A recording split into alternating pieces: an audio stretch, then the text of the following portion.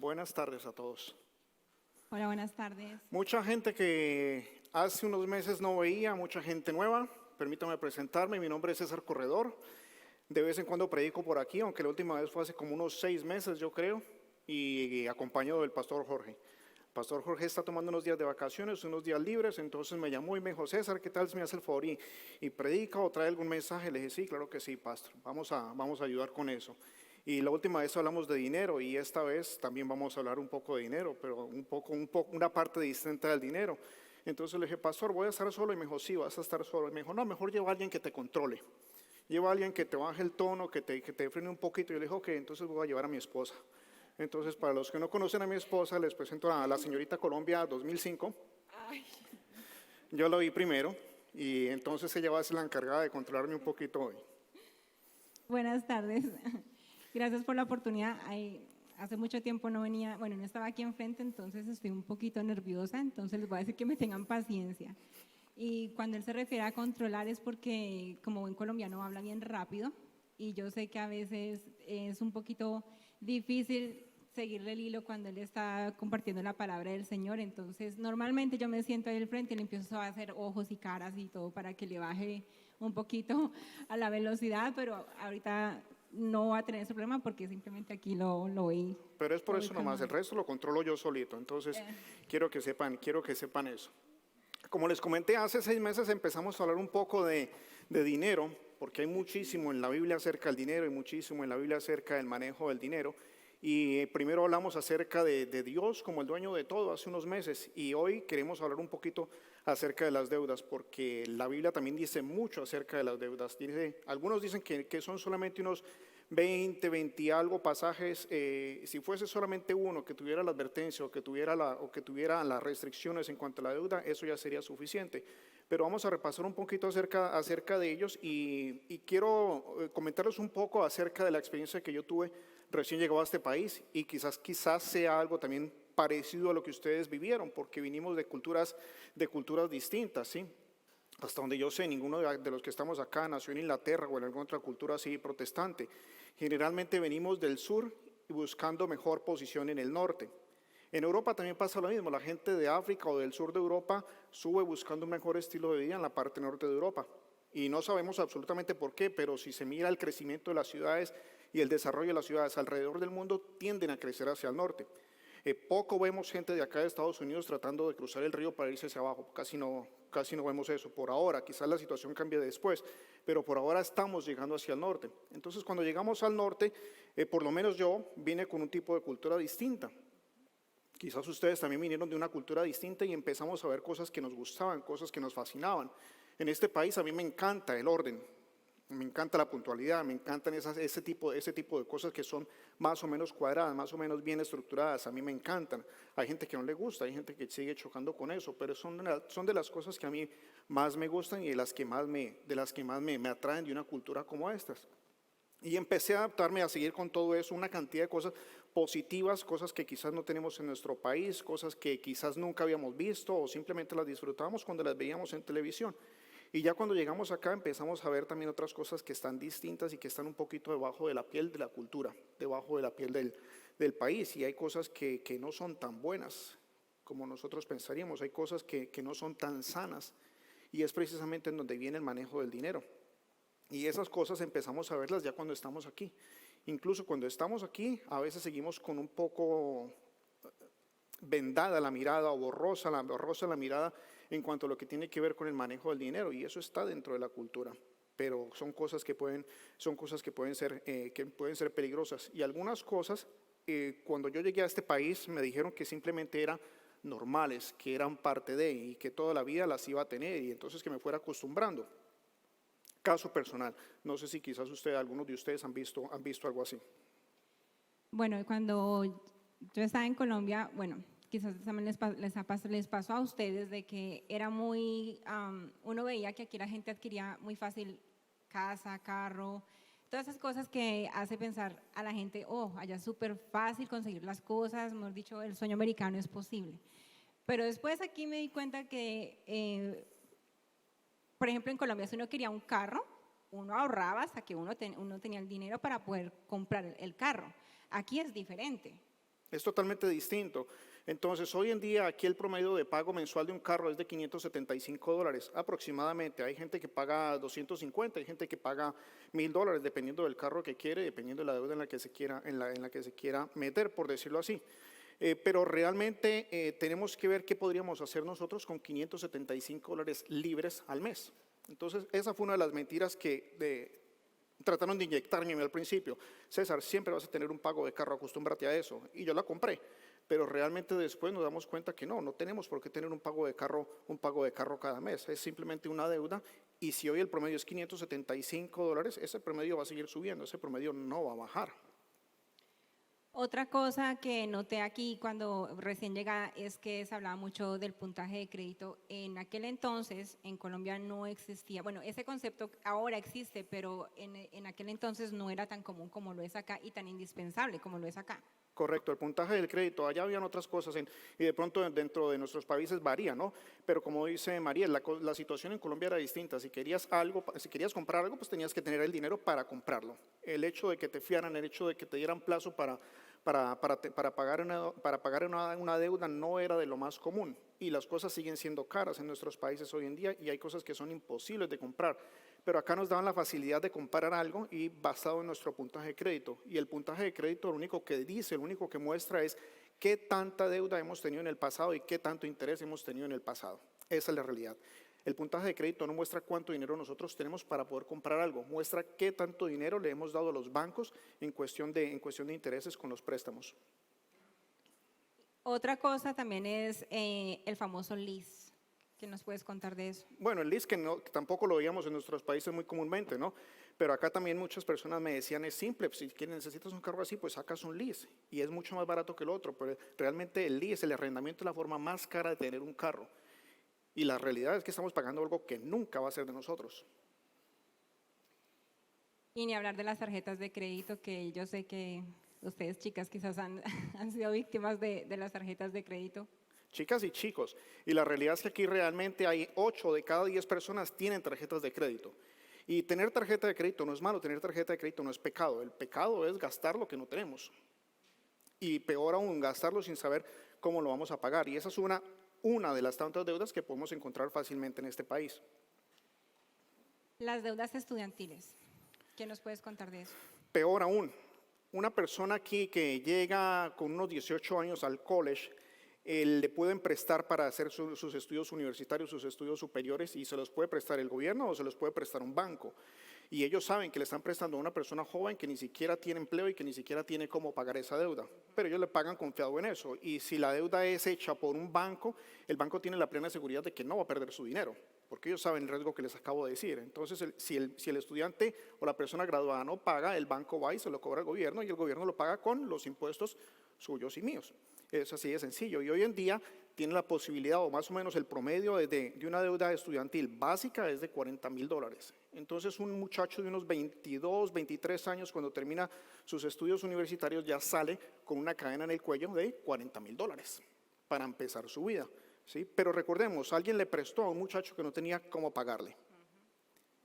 Y más o menos esos $40,000, haciendo los pagos mensuales, suponiendo que el muchacho sigue con buena salud y puede seguir haciendo sus pagos mensuales, se va a demorar más o menos unos 20 años pagando esos $40,000. Bueno, y entonces, si ese es el estimado para un estudiante, ¿cuál puede ser el promedio de deuda de una persona normal?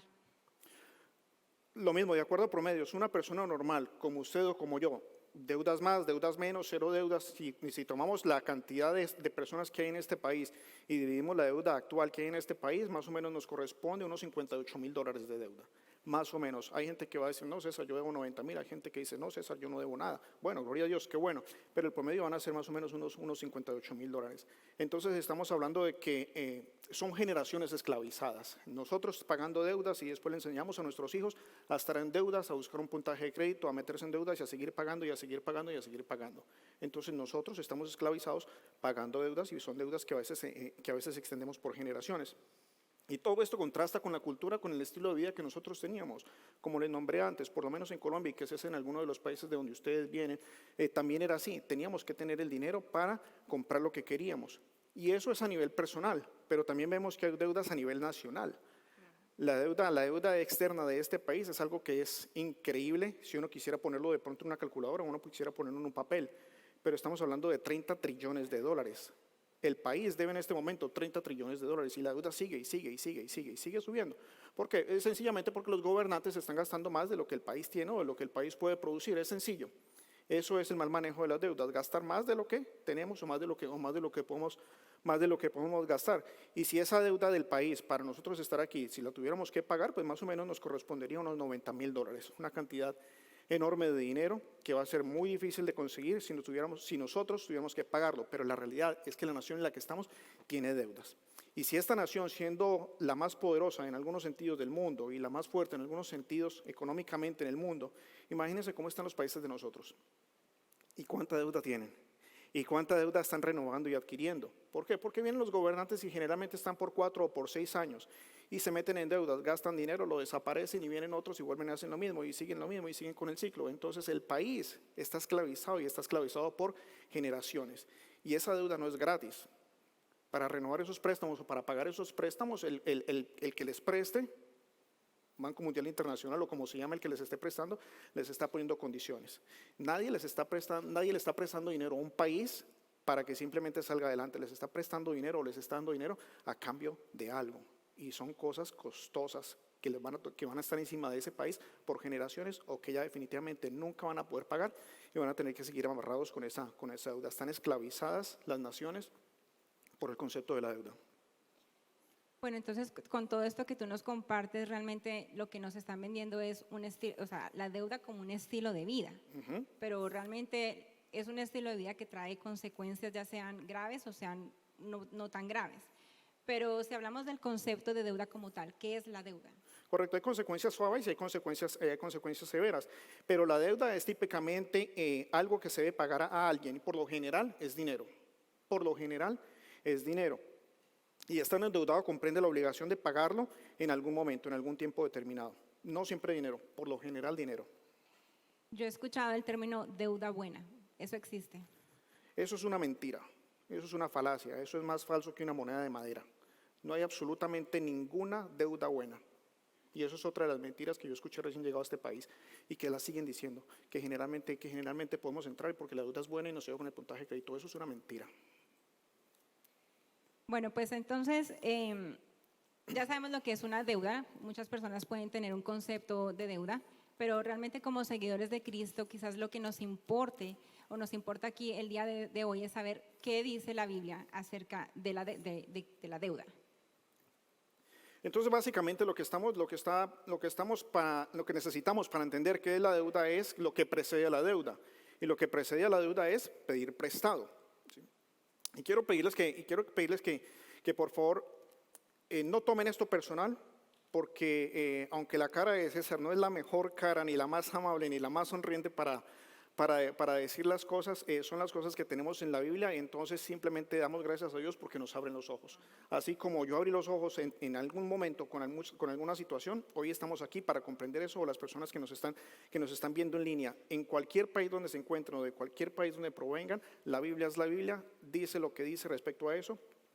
No es mi opinión, es simplemente lo que dice la palabra de Dios. Y en cuanto a la Biblia les puedo decir esto: siempre que la Biblia se menciona la deuda, siempre lo va a mencionar con una condenación o con una advertencia. Siempre que la Biblia menciona algo acerca de la deuda, no es nada positivo, siempre viene con una advertencia o con una condenación. Ok, entonces cuéntanos un poquito más de eso. ¿Qué tal si empezamos por el principio, el Antiguo Testamento?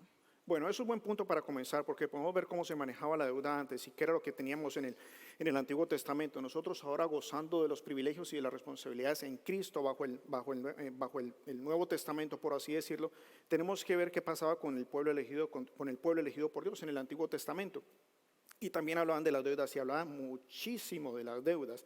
Entonces, según la ley de Moisés, primero era considerada como una maldición. La deuda era considerada como una maldición. Y era una maldición por no oír, por no obedecer la palabra de Dios.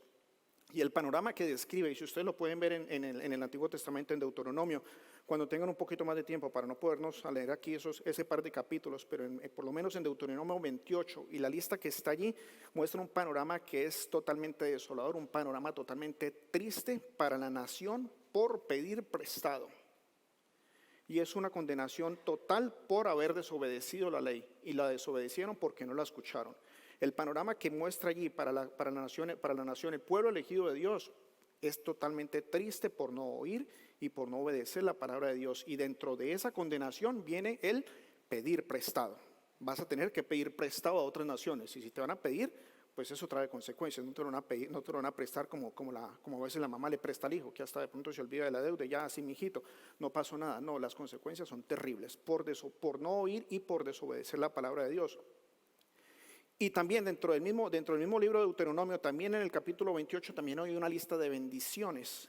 Y esa lista de bendiciones viene por oír, por hacer y por cumplir los mandamientos de Dios. La ley que les estaba dando Moisés a ellos. Nosotros conocemos generalmente los 10 mandamientos. Y sí, para buscarlos cómo obedecer, pero para la nación hebrea aquí, para la nación judía, habían 623 mandamientos en total. Una lista bastante larga. Y los tenían que escuchar, los tenían que obedecer, los tenían que hacer. Y si hacían esas 3 cosas, entonces habían bendición. Y dentro de esas bendiciones se le dijo al pueblo de Dios: no vas a pedir prestado, vas a prestar a otras naciones. Entonces el hecho de pedir prestado en el Antiguo Testamento venía bajo una capa de maldición por no obedecer la palabra de Dios. Bueno, y hablando de pedir prestado, ¿qué tal si uno sirve de fiador? Bueno, si pedir prestado para uno mismo ya es malo, imagínate pedir prestado para una persona distinta. Eso es peor. Y la Biblia también habla de eso, de servir como fiador. Y hay por lo menos unos 3 o 4 versículos que nos dicen de eso. Generalmente están en Proverbios, y dice: no se recomienda en absoluto. Proverbios dice: no se recomienda en absoluto. Y la persona que sirve como fiador, la Biblia lo describe como falto de entendimiento. Eso es sencillo. Y lo vemos constantemente aquí. ¿Por qué? Porque recién llegados a veces no tenemos o los papeles, o no tenemos el crédito, o vamos al banco y no nos dan una tarjeta de crédito, o no nos quieren prestar porque no tenemos historial de crédito. Entonces le pedimos el favor a alguien y después estamos dentro del país y alguien nos hace el favor a nosotros. Eso es terrible. Es terrible ese favor, es terrible. A veces uno lo tiene que pedir y a veces uno no sabe las consecuencias de lo que está uno pidiendo, y a veces uno no sabe las consecuencias del favor que está haciendo. Y es extremadamente peligroso. La Biblia también dice, dentro del mismo libro de Proverbios, si ustedes lo pueden ver en capítulo 20 o 22, pueden perder la cama o puede perder la ropa aquella persona que sirve como fiador a otra persona. Puede perder la cama o puede perder la ropa aquella persona que sirve como fiador a otra persona. Y lo hemos visto infinidad de veces, y lo he visto incluso con pastores que le prestaron a alguien de la congregación para que sacara un camión, y en poco tiempo se desapareció el camión y se desapareció la persona. Y la deuda sigue, y el pastor o la persona tuvo que seguir pagando la deuda. Porque cuando va con el banco o va con el dealer de carro, le dice: ¿usted firmó aquí? Sí, ok. Usted es el responsable de pagar. Entonces la Biblia condena eso y lo lleva a tal extremo de que podemos perder la cama o podemos perder lo que tenemos puesto simplemente por hacer el favor a alguien de servir como fiador. Bueno, y si por cosas de la vida entonces ya caímos en el error de pedir prestado, bueno, de tener deudas, o en el error de ser fiador, bueno, ¿qué dice la Biblia acerca de pagar esa deuda? También la Biblia es clara así como es claro en cuanto a las deudas, también es claro con el cumplimiento de las deudas. Simplemente dice: la gente de bien, la gente de Dios, el cristiano, la gente decente, sin tener que ser cristiano, la gente decente paga sus deudas. Tienen un compromiso. Y a veces es un compromiso que se firma, a veces es un compromiso de palabra, a veces es un compromiso de darnos la mano con quizás testigos o palabra de hombre, y esa gente cumple las deudas. Y hay gente que paga las deudas. Yo he visto muchísimas personas que están en deudas y han pagado sus deudas, o simplemente las pagan incluso sin tener algo firmado. Su palabra es lo que van a cumplir. Y dice la Biblia: la gente buena, la gente correcta paga las deudas. Y también muestra el ejemplo, también en Proverbios, dice en Salmos: la gente malvada no paga las deudas. El no pagar las deudas es gente malvada, es de una persona malvada. Y yo he visto negocios acá que confían mucho, por ejemplo, en el hispano, en el caso de nosotros, de que van a pagar las deudas, porque generalmente ese hispano tiene palabra. y entonces prestan sin tener los requerimientos del puntaje de crédito o el número del social y todas estas cosas, y pagan. Y yo hablando con ellos por cuestiones de mi trabajo me dicen, no, César, no hay ningún problema, el 97%, 98% de las personas vienen y pagan todo el viernes. Vienen acá con la esposa, vienen con los hijos, manejan su camioneta y todos los viernes vienen a traer su pago. Entonces no tengo ningún problema en fiarle a los hispanos. Claro, tiene una tasa de interés que tienen que pagar, pero no tiene eso. Pero también he visto otros ejemplos de otras personas que dicen, no, yo le pedí prestado a mi hermano o a mi prima y no le voy a pagar. ¿Y por qué no le pagas? Esa tiene plata, esa rica, esa... No, ella tiene bastante dinero, no lo voy a pagar. No, me compré esa camioneta, me compré ese carro, no lo voy a pagar. Y me lo dicen a mí, entonces si me lo dicen a mí, imagínate que me lo dirán a otras personas, ¿no? Sin yo tener que ver nada con eso. Pero básicamente la Biblia dice que tenemos que pagar las deudas. Bueno, entonces después de haber visto este resumen acerca de las deudas, y quizás hay personas aquí que tienen deudas, ¿qué pueden hacer? ¿Qué podemos hacer para pagar esas deudas? Bueno, hay solución. Lo primero que tenemos que hacer es no meternos en más deudas. Primero, porque aunque no están, hay gente que dice que no están tan especificados los asuntos morales de la deuda en la Biblia, sí están. Acabamos de ver por lo menos 3 ejemplos, pero lo primero que tenemos que hacer es no meternos en más deudas. Así de sencillo. Si quiero algo y no tengo cómo pagarlo, pues no lo compro. Es eso, sencillamente. Alguien lo nombra en inglés como placer retrasado. Es decir, quiero algo que no puedo comprar, pero lo tengo que ir a comprar porque me lo merezco. En la televisión me dijeron que me lo merezco y qué es lo que yo tengo que tener. No tienes que tenerlo. No, si respiras, si tienes cómo comer, si tienes cómo pagar los servicios de donde estás metiendo a tu familia, ahí está. El resto son deseos, ¿los puedes tener? Sí, claro que sí, los puedes tener. ¿Cuándo? Cuando tengas el dinero. Entonces lo primero es parar, no más deudas. Segundo, hacer una lista de las deudas. ¿Qué debo? ¿A quién le debo? Pues le debo lo de la tanda, le debo lo del televisor, y hacer una lista de deudas de menor a mayor. Y pagarlas en ese momento, y pagarlas en ese orden, pagar la deuda más pequeña hasta pagar la más grande. Hay gente que aconseja pagar la que tiene el interés más grande primero y después las otras. No, es mejor pagar las deudas más pequeñas a más grandes. Cuando empiezas a pagar la deuda más pequeña, la segunda, agarras fuerza, te das cuenta que sí la puedes pagar, agarras impulso y sigues pagando las otras. Y ya después de eso terminas de pagar deudas y como no te volviste a meter nada más en deudas, lo que tú trabajas es tuyo, no de los demás. Es así de sencillo. Hay que tener un fondo de emergencia. ¿Por qué? Porque pasan cosas. Se rompen las llantas, se rompe el calentador, se daña el aire acondicionado, tenemos un accidente, tenemos que ir al hospital y tenemos que tener un fondo de emergencia. ¿Por qué? Porque la vida pasa, van a pasar cosas y esas cosas pasan y cuestan. Entonces tenemos que tener un fondo de emergencia para que cuando lleguen esas situaciones no sean emergencias, sino que sean parte de la vida y tenemos cómo afrontarlas, porque ese fondo de emergencia pues no se toca. También podemos buscar ayuda y hay muchas partes donde podemos buscar ayuda en cuestión de consejos financieros o que nos ayuden a acomodar las deudas. ¿Por qué? Porque generalmente en la escuela, en el colegio, en nuestros países menos nos enseñaron a manejar el dinero, mucho menos nos enseñaron a manejar las deudas, entonces necesitamos a veces un poquito de ayuda y podemos encontrar ayuda. Tengan cuidado a quien le piden ayuda, tengan cuidado a quien le piden consejo. No podemos esperar un consejo financiero bueno de alguien que está más quebrado que nosotros o que está más endeudado con nosotros. Ese consejo no va a ser bueno. Siempre les digo, y por ejemplo le decimos a Matías, a nuestro hijo, ten cuidado de dónde viene el consejo, ten cuidado de dónde viene la opinión. ¿Por qué? Pues porque de allá ya podemos empezar a ver qué tan buena o qué tan sana puede ser esa opinión. Y lo otro que tenemos que hacer, o lo otro que podemos hacer es no rendirnos, porque pagar esas deudas que ya adquirimos puede tomar años, y algunas deudas van a tomar años, pero tenemos que pagarlas y se pueden pagar. Pero si empezamos a pagarlas, no se rindan. No se rindan porque sí se pueden pagar y sí se puede estar libre de deudas. Bueno, dijiste antes que la Biblia no dice absolutamente nada bueno acerca de tener deudas, que es muy desolador, pero ¿qué más dice la Biblia acerca de las deudas? ¿Hay algo más? Bueno, sí, aunque no, como dices, la Biblia no lo ve bien, lo ve siempre acompañado de una maldición o de una advertencia. La Biblia va más allá y ve la deuda como un sinónimo de esclavitud o con un riesgo de esclavitud. Ustedes lo tienen en sus notas y está en Proverbios 22:7, dice, el rico domina a los pobres y el deudor es esclavo del acreedor. Es sencillo y está en español, es una sola frase, correcto. Entonces, primero, tenemos que tener en cuenta que ser rico no es malo. Ser rico no es sinónimo de maldición. El hecho de ser cristianos, seguidores de Cristo, no significa que no podamos ser ricos. No, claro que sí, podemos ser ricos. El hecho de estar en este país y tener un trabajo, eso ya nos hace ser ricos muchas veces comparados con el resto del mundo, que a veces en nuestros países, hay países donde se ganan $3 al año, hay países donde se ganan $20 al año, al mes, perdón. Entonces el hecho aquí de poder tener un trabajo, y hay trabajos y se consiguen trabajos, entonces ese hecho ya nos hace ver, comparados con el resto del mundo, como ricos. Hay gente que tiene más dinero que otros, sí, claro que sí, siempre la va a haber, eso no, en eso, Dios maneja esta situación, quién tiene más, quién tiene menos, pero ser rico no es pecado. Y conocemos muchísimas personas que son ricas, que son piadosas, que son cristianas y están ayudando con el mismo dinero que ellos están manejando, porque es dinero de Dios, a muchísimas familias, a muchísimas causas cristianas. A veces ni nos damos cuenta, pero ellos están ayudando. Entonces, primero, el ser rico no es malo, porque aquí la Biblia dice, el rico domina a los pobres. Viene el punto, el concepto de esclavo. Y el concepto de esclavo hoy no lo vemos muy frecuentemente, así como lo estaban viendo las personas en el Antiguo Testamento. Por ejemplo, aquí David en esta parte de los proverbios.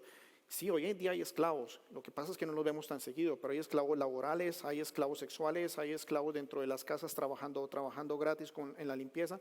Hay una gran cantidad de esclavitud hoy en día, no la vemos, pero básicamente el hecho de ser esclavo es trabajar gratis, obedecer órdenes del amo, obedecer órdenes del superior. Y la esclavitud tiene consecuencias gravísimas. ¿Por qué? Porque esa persona perdió su libertad. No puede hacer lo que quiera, no puede moverse por donde quiera, no puede trabajar en lo que quiera, no puede irse a donde quiera. Y generalmente se va a casar con otro esclavo, generalmente, y van a tener unos 2 o 3 esclavos más.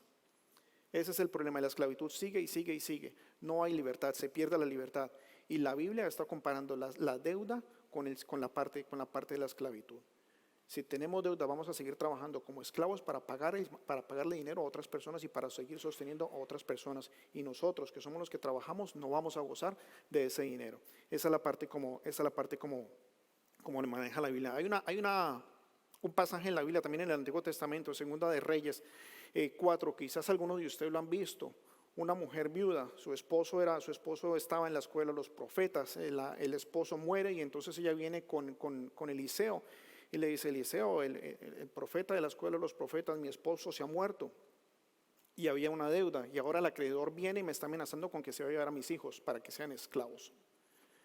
Entonces ella fue y pidió ayuda del profeta. Primero pues estaba sin esposo, él se murió, la deuda no era de ella, en lo que vemos acá, no tiene empleo, está acosada por el acreedor, tiene hambre, está a punto de perder sus hijos, busca ayuda de un hombre de Dios, de un hombre piadoso, y recibe un milagro. ¿Por qué? Porque él le dice, ¿qué tienes?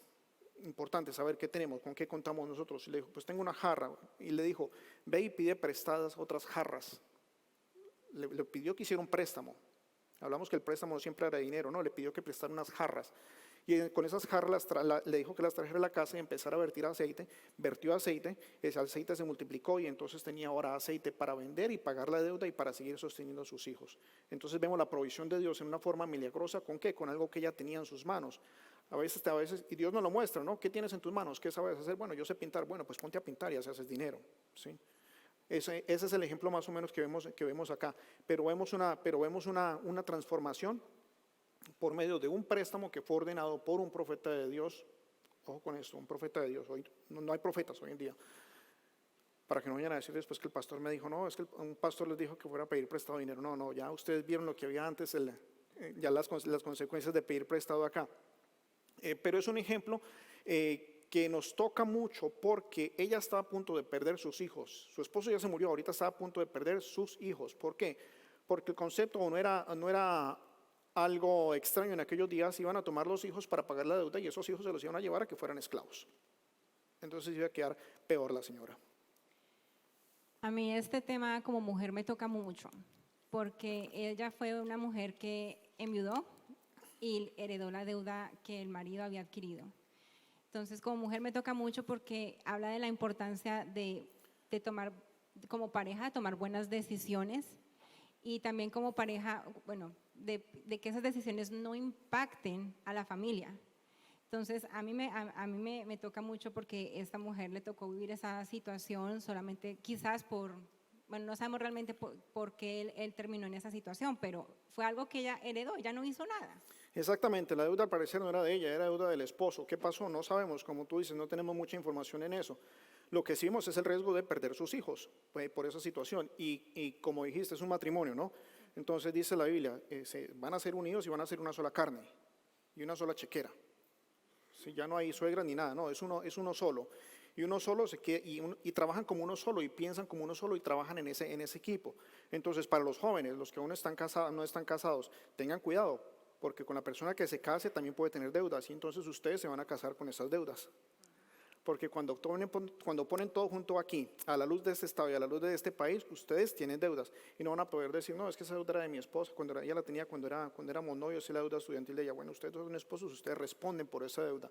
Entonces, jóvenes, tengan cuidado cuando se casen, los que todavía están solteros, cuando se casen, se van a casar con las deudas y con los problemas de esa otra persona. Bueno, y no solamente los jóvenes. Yo quiero compartir aquí rápidamente algo que me tocó ver. Recién llegada a este país, estuve trabajando como supervisora en un call center y una de las personas de mis trabajadoras, era una persona mayor, era una señora bastante mayor.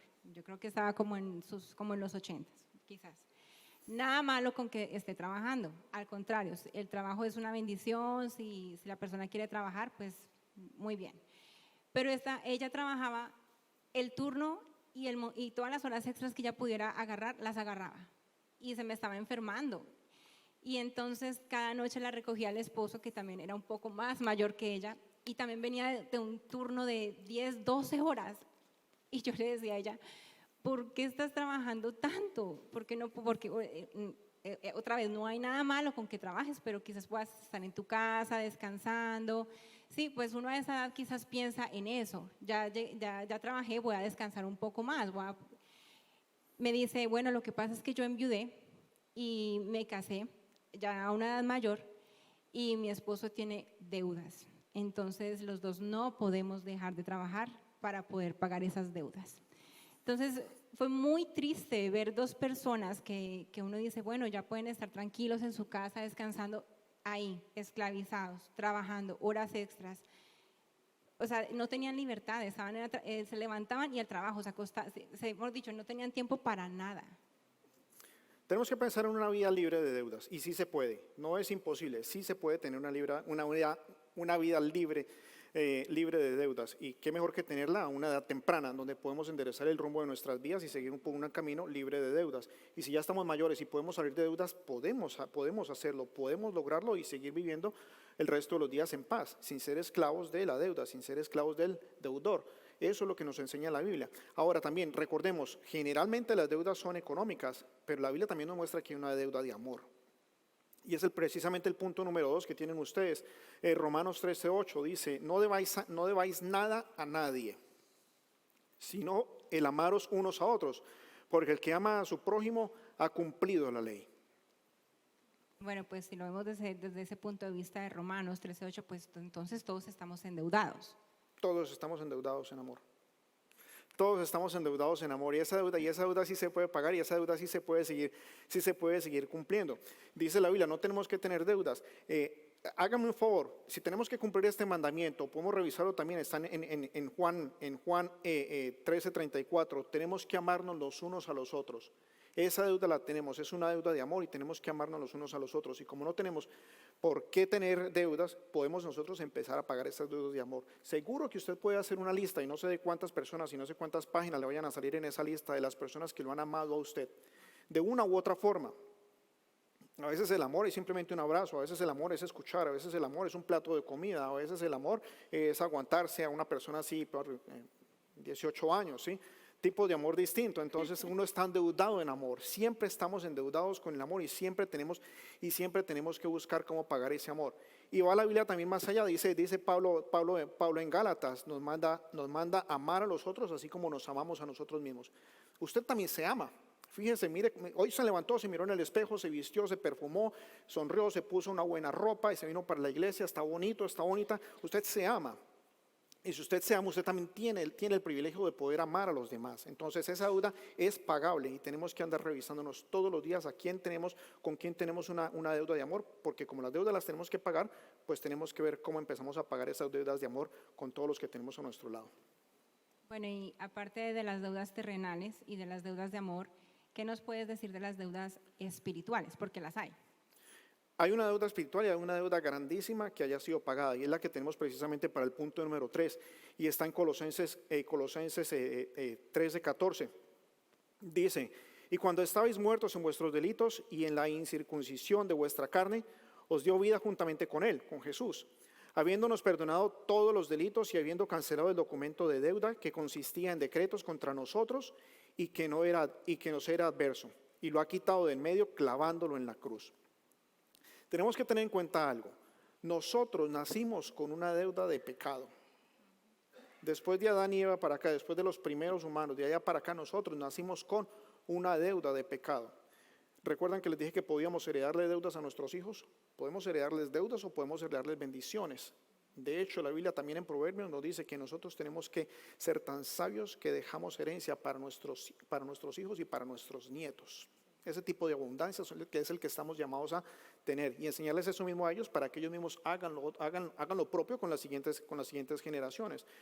Punto aparte, nosotros nacimos con una deuda, y nacimos con una deuda de pecado. Pero entonces nosotros en Cristo hemos sido reconciliados con Dios. ¿Por qué? Porque esa deuda, el pecado, nos estaba separando de Dios. Nacimos separados de Dios, pero por medio de Cristo nosotros somos reconciliados con Dios. Esa es la deuda que Cristo ha pagado en la cruz. ¿Y a qué se refiere cuando dice habiendo cancelado el documento de la deuda? ¿Qué documento? Bueno, el documento generalmente lo que se está refiriendo Pablo aquí es un acta, un documento, un papel en el que el deudor escribía lo que estaba debiendo y a quién se lo estaba debiendo, y cuando lo pagaba, pues ese documento era destruido, simplemente ya no existía. Entonces aquí la comparación que está haciendo Pablo es eso: el documento de la deuda que nosotros teníamos como pecadores fue clavado en la cruz. Nosotros ya no tenemos ese documento, ya no le debemos a nadie, no le debemos absolutamente nada a Dios en cuanto a nuestros pecados, si permitimos que nuestro documento de deuda sea clavado en la cruz. Bueno, pues este versículo definitivamente nos deja ver que no solamente tenemos las deudas terrenales, casa, carro, estudio, todo lo que nombramos, pero que también tenemos deudas espirituales, como lo que acabas de decir. Correcto. Entonces las deudas económicas, las deudas de dinero, monetarias, pues son deudas que tenemos que pagar. Las deudas de amor terrenales las tenemos que pagar, pero estamos hablando aquí en este punto de lo que está hablando Pablo, estamos hablando de una deuda que tiene repercusión en la eternidad. Y el pago de esta deuda pues es algo que nosotros podemos aceptar o podemos rechazar, pero tiene implicaciones eternas, tiene implicaciones en la eternidad. Y con esto tenemos que tener mucho cuidado, porque la deuda como tal tiene que ser pagada. La deuda tiene que ser pagada. Y el punto aquí es ver si la pagamos nosotros o si aceptamos la gracia de Dios, porque ya pagó por ella en la cruz. Porque la paga del pecado es muerte y puede ser cubierta con sangre, y la sangre de nosotros no es suficiente para eso, pero la sangre de Jesús sí es suficiente para eso. Entonces la deuda de nuestros pecados puede ser pagada, y está en nosotros aceptar el pago de esa deuda por medio de la sangre de Cristo Jesús, porque Él clavó el documento, está dispuesto, clavó el documento de nuestra deuda en la cruz, y está en nosotros aceptar o rechazar ese gesto de gracia, ese gesto de misericordia. Y esa es la invitación. ¿Por qué? Porque nosotros no podemos seguir siendo esclavos, nosotros tenemos la libertad de ser libres del pecado. ¿Por qué? Porque la Biblia dice que nosotros somos hijos del Rey después de haber aceptado a Cristo como Señor y Salvador. ¿Por qué? Porque Él pagó por nuestra deuda, alguien pagó por nuestra deuda, no tuvimos que haber sido nosotros. No hay como el ser humano nacido de una mujer pueda pagar una deuda del pecado, solamente la sangre de Cristo Jesús es la que la puede cubrir. Y nosotros aceptamos, si nosotros decidimos si aceptamos o no aceptamos ese pago. Y en nuestro caso, para los que han aceptado a Cristo como Señor y Salvador, dice la Biblia que somos hijos del Rey, que somos nación santa, que somos pueblo escogido por Dios. Y el resto sigue en el versículo. Pero nosotros tenemos esa libertad por ser hijos del Rey. Y tenemos que asegurarnos de amar a los demás.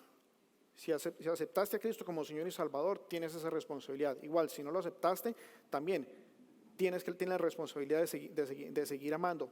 Pero ¿cómo aceptamos nosotros o cómo amamos nosotros? De la forma en que Dios amó al mundo. Y una forma tan superior que entregó a su Hijo unigénito, para que todo el que en Él crea no se pierda, sino que tenga vida eterna. Seguro que ustedes, si yo les pido un hijo, no me lo van a dar. Y podemos hacer muchos chistes de esto, porque sí, alguno va a decir, si yo le regalo el mío, lléveselo. Sí. Pero generalmente nadie está dispuesto a entregar un hijo para que pague por las deudas de otro. Generalmente no está eso, pero el amor de Dios es tan grande por nosotros como pecadores que entregó a su Hijo unigénito para que si nosotros creamos tengamos vida eterna.